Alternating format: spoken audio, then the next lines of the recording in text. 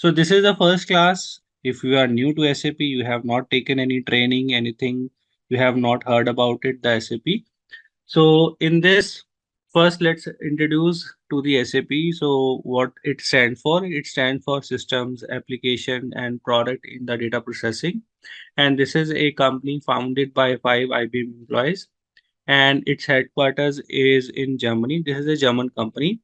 It's been into the market since 1972. This is a ERP software company. When we talk about the ERP software, what does it mean? ERP stands for Enterprise Resource Planning. Enterprise means any company. It could be Amazon, it could be Tesla, it could be any company, Toyota. So in that company, we will be having the resources. So these resources could be man, material, machine. So we need to plan these resources so that we can get the maximum efficiency. We can get the maximum benefit, maximum profit, maximum sale, and less cost, less leakages. So that is the purpose, that is the objective of every company. If we will take ourselves, so let's say you have started a business. So in that business, what you are expecting when you are buying a software, so you will be expecting that that software is going to give some valuation to your business. It is going to increase your business sale, it is going to increase your sales margin, it is going to streamline your business processes, and it is also going to reduce the cost which you are incurring for each of the process you have in your company.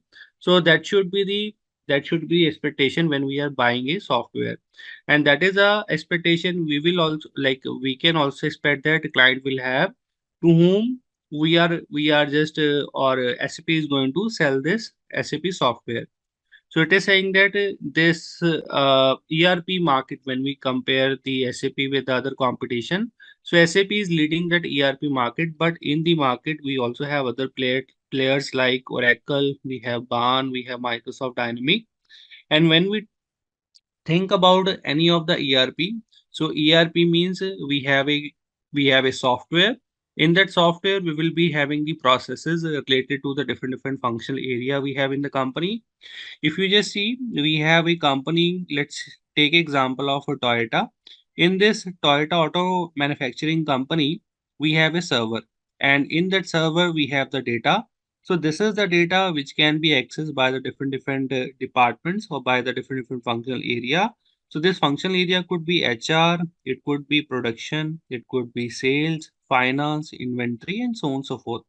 So this is a data which we have placed centrally, and this data can be accessed by the different department. And it is saying that through this data, what we can do, we can create the, we can uh, we can complete our sales processes, we can complete our finance processes. So this information is going to be maintained in this single server, and this information can be accessed by any of the employee provided they have been given the relevant rights. They have been given, based on their profile, they have been given the right to access the data. So that is the software we will be talking about, and this SAP is that kind of software. Now, in the market, we have two types of SAP versions. We have two types of softwares which SAP offer right now. One is SAP ECC 6.0, which is the existing, which is the, I would say, older version we have. ECC stands for Enterprise Central Component. This is a kind of ERP software which is a extension of a SAP product called SAP R3. In this, what they have done, so they have come up with the different module, and these different modules are going to cater to the different departments we have in any of the company, and these departments will be having the business processes. For example, we have a business process for finance department, for HR department, for sales department, for inventory department, for production department, to cater to complete or to do those processes in the SAP software. So we can make a use of this SAP ECC version, I would say. So presently we have two versions. One is ECC and second is the SAP S4 HANA. So SAP S4 HANA is the latest one.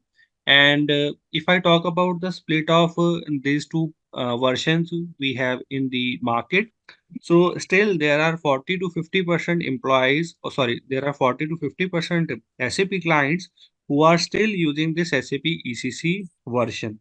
If I talk about the SAP S4 HANA, so again, this remaining market has been the remaining like 50 or 40%. So client are using this new technology, or I would say new version introduced by the SAP called SAP S4 HANA. So obviously, if we'll add in on our resume that okay, we have the exposure to both of these two versions, then we don't know that after completing this training, we'll be hired for a ECC project or will be hired for the S4 HANA, but we'll have the benefit of we will have the exposure to both of these two versions. So these are the two versions which we will be talking about in this training so that you can have the exposure to both of these two versions. So what about this S4 HANA? So S4 HANA is a new version introduced by the SAP in the year 2015. So why this SAP S4 HANA has been introduced? Because we already has a state, we already had already a like version is there in the market with the name ECC. Why they have come up with the new one? The they have come up with the new one because there were technological changes which were happening around the SAP or which were happening in the market to face that competition or to offer those next generation product in the market so that their SAP software can be integrated with the new applications we have in the market, with the new software we have in the market, with new deployment option we have in the market. And we know that okay, we in any of the company or what client are looking for. So we need to design a product so that the client requirement can be fulfilled. So if the client is looking for a product which we have not developed, so obviously they are not going to purchase that and we will be losing that client.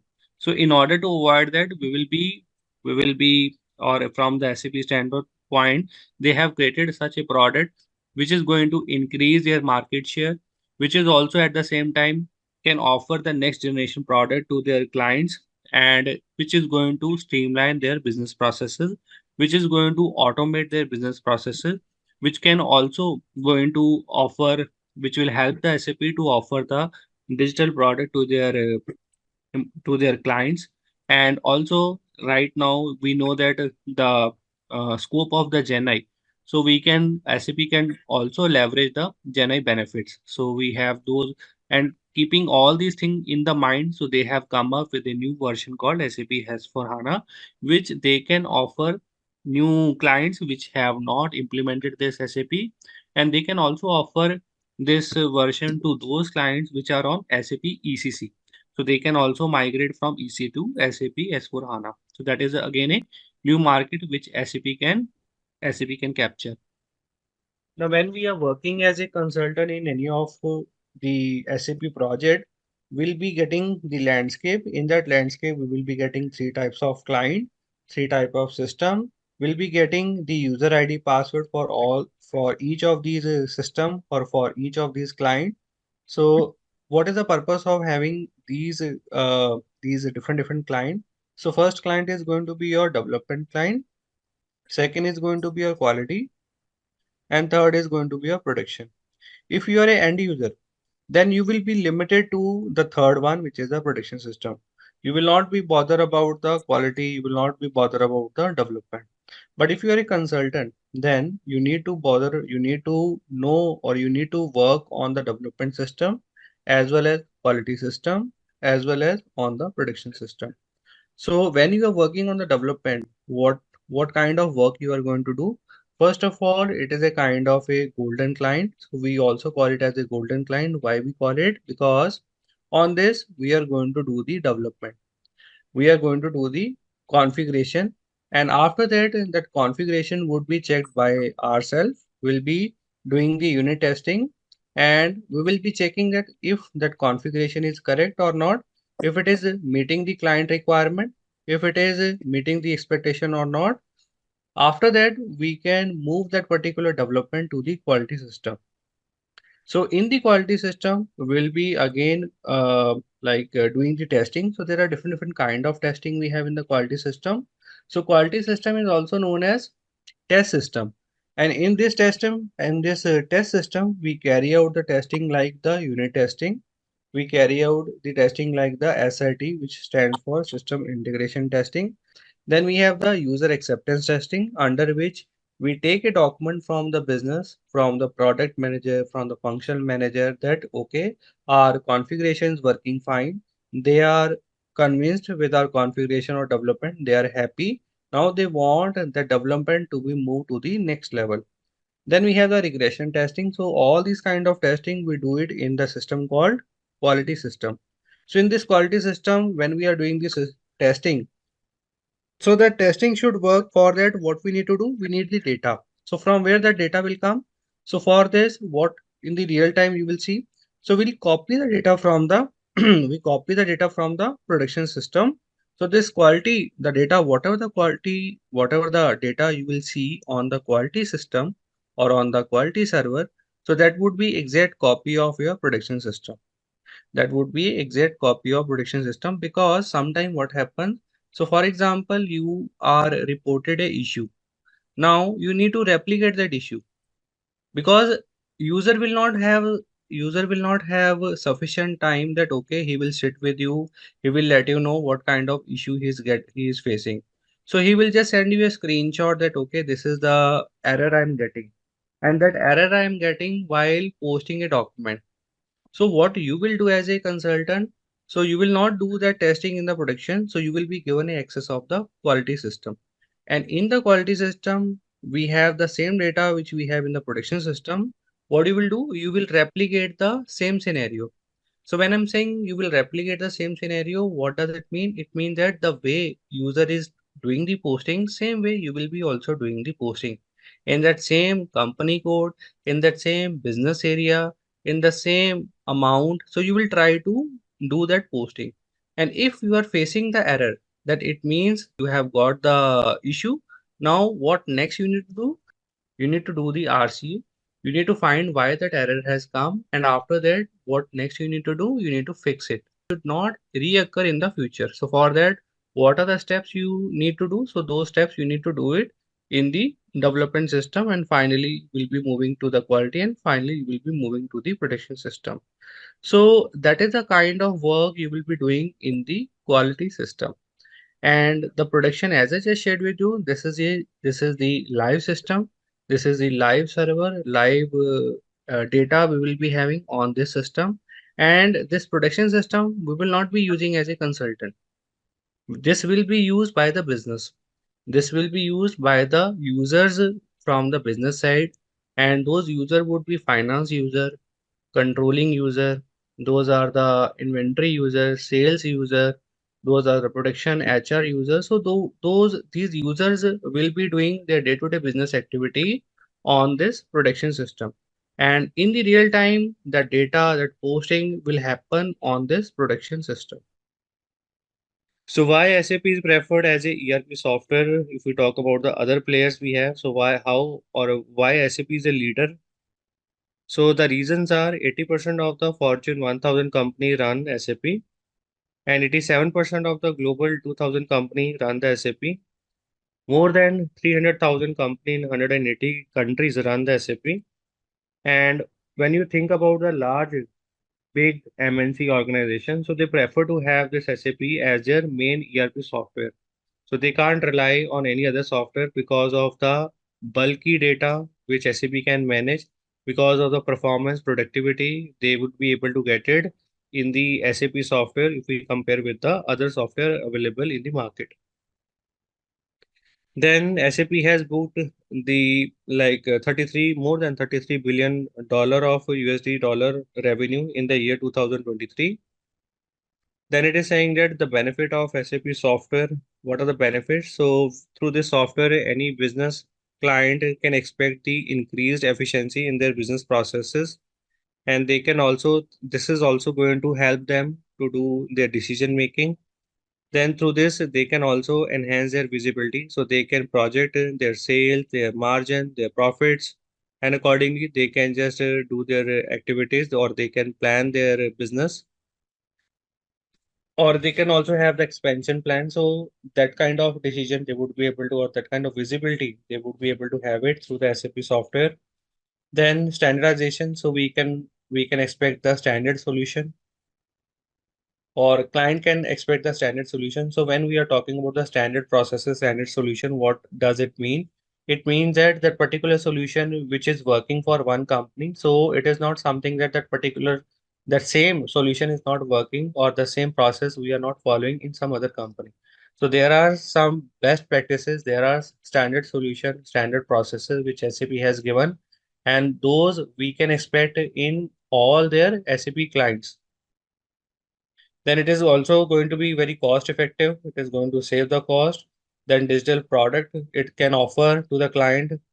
So there are multiple processes we will have in client business. So there would be streamlining of that processes. There would be automation of those processes through this SAP software. And then also it is also going to offer the cloud analytics.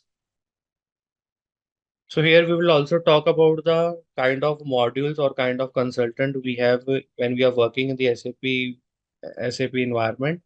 So we have two types of consultant. One is going to be your functional consultant, and then second is the technical consultant. So for these consultant will be also having the module. So basically in any of the company, when you will be working on, when you think about any of the company, so you will be thinking you can project, or you can just imagine the different department will be having in that company. So we'll be having the functional areas, and these functional areas are going to be finance, inventory, sales, production, HR, and so on and so forth. And for these functional area, SAP has given their dedicated module.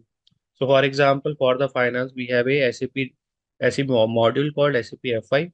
Then for the cost controlling, we have SAP CO. For inventory, we have SAP MM. MM stands for material management. For the sales and distribution, we have SAP SD. And likewise. So till the SAP HR, we can just see on this example. So these are all the functional modules. Now the question is, if these are the only functional module, answer is no. So there are more than 120 or 30 functional modules available in the SAP. But here I just listed down some of the important modules which you can expect in any of your SAP project. These are the functional module. Why we call them functional module? Because to work on these module, we don't need any programming skill. We don't need any coding skill if we want to work on FI module or CO or MM. So for that, we don't need to know the coding. So programming is not mandatory. So where the programming is mandatory, so programming is required or coding is required for the ABAP course. For the ABAP, for a ABAP consultant, so he needs to know the programming, he needs to know the coding. Why? Because whatever the program applications we have in the SAP software, so those are based on the program, and those are the standard program provided by the SAP. Now, in that standard program, SAP has already written a code. SAP has already written a program. So, in order to, if we are offering the standard solution to the client. So, in that case, we don't need to make the changes in that code. We don't need to make the changes in the program. But if the client is looking for the customized solution, so they want some kind of 10%, 20%, 30% customization in that standard solution. So we need to tweak the code. We need to make the changes in the code or program. So who is going to make those changes? So that code will be changed by the programmer, by the SAP ABAP consultant. So this ABAP stands for Advanced Business Application Programming. This is a technical module. Likewise, we also have the other technical module, like the basis, we have a technical module, or PI also a technical module. So for the basis, who is the basis consultant? So basis consultant is going to be the system owner, or he would be like building this SAP software and installing it. Any kind of upgradation is required, any kind of downtime, he will be confirming that, okay, this is going to be down for 1 hour, 2 or 3 hour. So he would be doing the upgrades on that. So all these kind of system upgrades or system performance issues, so he would be taking care of, or this team would be taking care of SAP basis team. Then we have for the interfaces, so we have a SAP ERP software. Now business would not be using only this software, so business would be using multiple other business application or business software, and they want to integrate this SAP software with those application, with those interfaces. So in order to get that SAP integrated with those application or software. So we need a PI consultant, we need a project integration consultant in our team. So before it will come to your ERP software, it will match or it will check that encryption, decryption. So all kind of that data sanctity or data mapping will be done by a team called SAP PI team or SAP PI consultant. And after it will reach to your landscape or to your instant called SAP ERP, and on that particular program, that particular application will be performed. So these are just some of the modules I just mentioned so that I can just give you the high level understanding about the functional module we have, technical module we have, and for those technical and functional module, so what kind of consultant we require. Then, what are the kind of project you will be working in the SAP environment? So we have three types of project. One is going to be your implementation project. Second is your rollout project, and third is your support project. So what is the implementation project? When the client is going to implement, when we are implementing this SAP software in client business for the first time, so that is going to be your implementation project. Prior to this SAP, client was using some other legacy software. They were using some non-SAP software for their day-to-day business operation. Now they have taken a decision that now onwards, all the operations, all the activities, processes are going to be done in the SAP software. So for that, they need to get this software implemented. So they can't do it themselves. So that is the reason they will hire a IT team, and and in that team will be having a consultant. So those consultant will be working with the process owner or functional or product owner in a business, and we will be creating a team called core team, SAP core team. So in that core team, we'll be having the person from the IT team. We will be also having the person from the business team.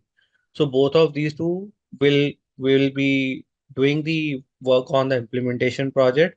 And the other kind of the other kind of project we will be working on, that is the rollout project.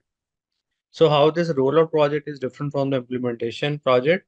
So in this rollout project, client is already using the SAP software, but client is not using this SAP software for all their companies, for all their operations. They are not using this SAP software, and also due to some business decisions. So they have taken some takeover, they have made some acquisition merger. So because of that, there they have a new company, and in that new company, so they want this SAP to be implemented. So that kind of project we consider as a SAP rollout project, where we already have the presence of SAP and the client is using this SAP software, but they want to increase the presence of this SAP, and that extension we can have in other business lines or other legal entities of the client. Then we have the third kind of project called the support project. So again, on this, client is already using the SAP software. So like business users are doing their day-to-day business activity on the SAP software, but because of the technological changes, because of the competition, because of the new requirement which will come, so because of the decision which management has taken, because of the compliance issues or to do the compliance, so we need to do the reporting. In order to make those reporting, so we need to make the changes in our process, and because those processes we are following in the SAP software, so obviously we need to make the changes in those processes within the SAP. So being a business, I would say user, we will not be doing or they would not be doing these changes. So for that, they will ask the SAP IT team, they will ask the SAP consultant to make those changes. So in this support project, what we will be doing. So being a consultant, we will be troubleshooting their day-to-day business issues or day-to-day business like while doing the day-to-day business operation or activities. If they face any kind of issue, error, bug, so we will be fixing those issues, we'll be troubleshoot and we will be fixing that particular issue. Apart from that, what we'll be working on? So we'll be also working on the changes, new requirement which will be given by the by the business to us. Whenever we are using any software, so that software will have a life cycle. So we call it as a SDLC. SDLC means software development life cycle. In this, being a consultant, what we do, so we'll first, as per the, we'll gathering the requirement from the client, and based on that, we will be design the software, and we will be doing the development, and after that, we'll be also doing the testing. So once the testing is done, so we are okay with the testing results, so then we are going to deploy it and we will be reviewing it. So once we have reviewed it, finally we can launch it for the business, so they would be able to carry out the day-to-day business activities on that particular software. Same way, we also have a life cycle. We also have a roadmap methodology. If we are going to implement SAP software in any of our business client. So this is particularly for the ECC version. So when we are going to implement the SAP ECC 6.0 version, so we follow this methodology given by the SAP called ASAP methodology. So ASAP stands for Accelerated SAP Methodology. In this, we have a series of steps through which we'll be able to implement this SAP software.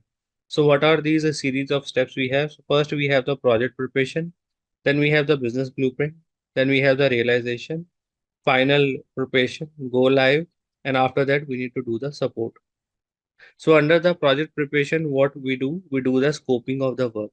So being a consultant, we will be doing the scoping of the work. So we'll just decide, we'll set the boundary line that okay, this is going to be the work, and based on the work we have been given by the client, will be like bring in the person in our team.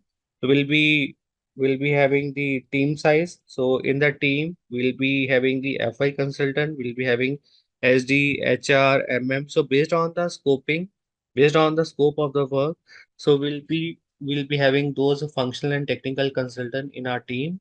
So we will start working on the business blueprint phase. So what is that business blueprint phase we have? So in this phase, we will follow a approach, and that approach is the as is and to be approach. So what is this as is and to be approach? So we have two kind of situation. So we have the as is state and to be state. So what is the as is state? So because we are doing this SAP implementation, prior to this, client was using some other software. Client was using some other ERP software. So whatever the operation, current operation they are carrying out, the activities they are carrying out in that current software, so how that is going to be different in the SAP software. So first we'll observe how those business operations are being done in the current system, and how particular operation we are going to perform or business is going to perform in the new system called SAP system, that is a to be state. So if there would be kind of a deviation in that, and how it is going to be different from the standard one, how it is going to be different from the current system. So for example, currently they are having 5 steps. Now in the SAP, when they are doing, it will be having 3 steps or will have 4 steps. So what are those steps and how those are going to be different, and all these things we are going to maintain in the business blueprint document. So as I just shared with you, we'll be having two types of solution. One is going to be the standard solution, and second is the customized solution.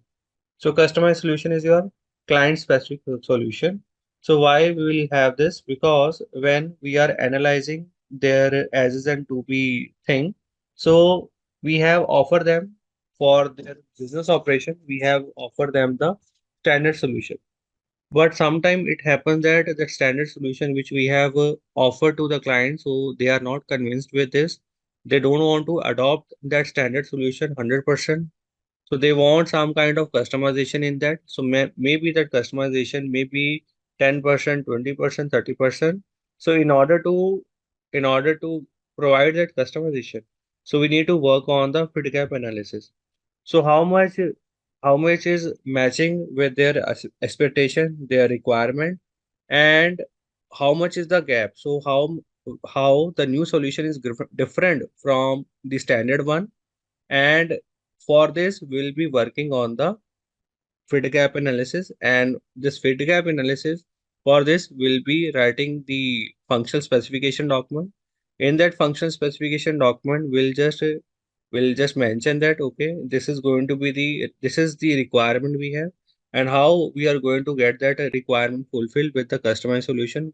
And in order to get that customized solution, so what are the tables from which the data will come, and how that particular activity will be performed, what would be the outcome if it will have any kind of dependency on any of the module, and if it needs any kind of interfaces, any kind of uh, any kind of system upgrades we need to have. So all these things we need to do it in the FitGap analysis. So when we are working on the function specification document, talk about this term called RISEP.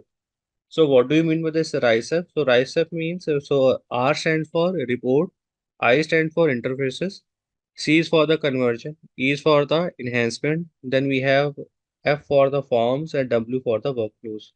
So if client is looking for any kind of customized solution in this report, in their interfaces, in their conversion, in the SAP enhancement, format, workflows, so we call it as a RISEF requirement, or for that we need to write the function specification document.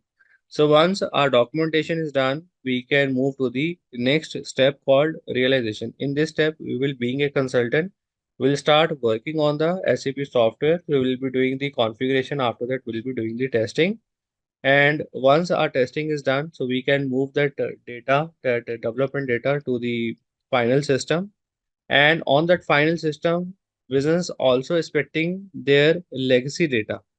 Business is also expecting their current data, which they have in their legacy software. And in order to migrate the data, so we have the final preparation. In that, we are going to work on the cutover activities. Under the cutover activities, we will be migrating their cutover data. Now, what do you mean by the cutover data? So this implementation which we are doing for the business, so they are not new to in the market. So they've been doing this business for a long time. They've been doing this business for 5 year, 10 year, 50 year, 60 year, 100 year. Now, if they were doing the business for last 50, 60 or 100 year, 10 year, 20 years, so if we need to move or migrate all that 100 years data, all the 50 or 20 or 30 years data into the SAP software, answer is no. Because if we will be moving, then this is going to be performance issue. So that system will be like it will get hampered because of that bulky data. So what we need to do, so we will ask the client that for how many years of data you want to migrate to the SAP software. So from their legacy software, they want to migrate, they want to move 5 years data, 10 years data, or it is going to be 8 years data. So normally we migrate last 5 year to 10 years data to the SAP software. But again, it is a decision to be taken by the business. So once they have they have given their go ahead that okay, this is the cut they have made, and we need to migrate. We need to take that piece and put it into the SAP software. So that is the reason we call it as a cutover data. So in this cutover data, what kind of data we can expect? So we can expect all those incomplete transactions they have in their legacy software, in their current software. So in order to get those entries or transaction completed, so they want these transaction to be completed in the new software, in the SAP software. That is the reason they want the data to be brought into, or they want this data to be brought into the SAP software. Then they also want their old data, like 5 year, 10 year data, so that they can do some kind of analysis, they can do some kind of projection, they can take the decision based on that projection or analysis. So they want some reference data, they want some data with which they do the comparison with their current figure. So that kind of for that kind of things, so they want this cutover data to be migrated to the SAP software. So once we have migrated the data into the SAP software, the legacy data, so now we have the go live stage where the business can start working on the SAP environment. So we declare that okay, this is the go live. Business will switch from their legacy, from their previous ERP software to the SAP ERP software. So after that, we'll have a hypercare stage, which is going to be for like a 2 or 3 months from this implementation. Once this implementation is completed or we have gone go live, and after that we'll be after this hypercare, so we'll be doing the normal support. So what kind of support it is, so I have already shared with you that in this we'll be having the enhancement, new requirement, or the day-to-day issues that we need to work on, and we will be doing the troubleshooting, fix those issue in the go live system or post go live, so we'll be doing it in the for the client. Then the same kind of steps we are going to follow in the new version called SAP S/4HANA. We call it this methodology as a activate methodology. So in this activate methodology, we have the steps called discover, prepare, explore. Then we have the realize, deploy, run.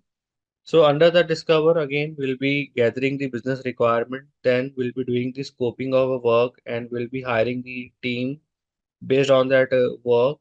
Then we'll be having the explore stage where we'll be working on that as is and to be scenarios. We'll be doing that fit gap analysis. We'll be working on the rise of object. Then we will be doing the realization. So on that, we will be doing the configuration, development, testing.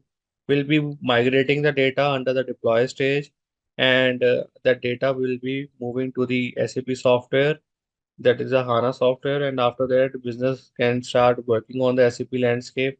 And after that we need to troubleshoot, we need to fulfill their requirement after the go live. So there are two kinds of role which we can just see in the SAP when we are working in the SAP. So first is the business role or the business user, or we call it as a end user. So this is a kind of a role which is more related to the business. So this is a end user is a person who would be coming from the business side, client side, and he would be responsible for carrying out their day-to-day business activities. So what kind of activities? So here let's take example of the FI user. So being a FI user, he is supposed to create multiple FI documents or invoices. He will be creating multiple kinds of accounts, and these may be the GL, supplier, customer, asset account. Then he would be also tracking those invoices which are based on the purchase order, sale order, and he will be also doing the incoming, outgoing payment, and also get them cleared, do the invoice, do the reconciliation. So all these activities are to be performed by the business user. Likewise, we will be having the user in the other functional area, so they would be doing their respective activities in the SAP software. These are the business user or end user. Now let's talk about the another role which we will be working, and this is going to be the consultant role. So consultant is known as a, or this is also known as a developer. And here it is saying that what are the job responsibility or the job description of the functional consultant. So he is going to be a developer from the IT side, and he would be responsible to meet the business requirement. So before he would be meeting the business requirement, what we are expecting from him.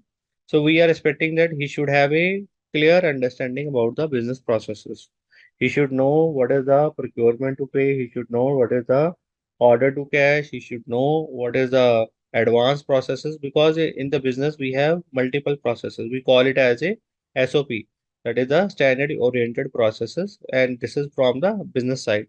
So he should have the clarity about those SOPs, and based on those SOPs, based on those processes, so he would be like once he has gathered the requirements, so he would be able to map those processes with the standard practices provided by the SAP. So SAP has given us the standard solution under the SAP best practices. So those standard solution he is going to map with their business requirement, with the given business requirement. That is the kind of activity he would be doing.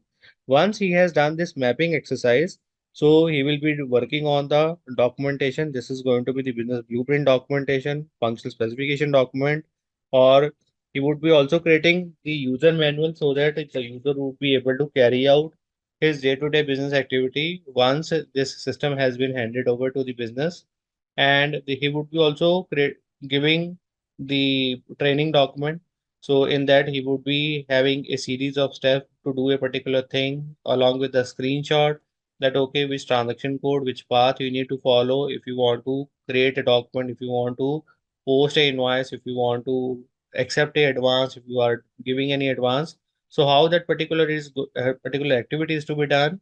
So with the screenshot, he would be mentioning in that training document which he would be sharing with the business. Then he would be also testing their development and moving it to the production system to the via quality client, which we discuss about. And if we find any kind of issue in any of the system, whether it is the development quality or the production system, he will be working on that. He would troubleshoot it and he would be fixing that issue. And he will also make sure that the solution or the result he's getting for his development on the quality system, so the same result he should get it on the production system. So there should be a consistency of the result which he is getting on quality system as well as on the production system.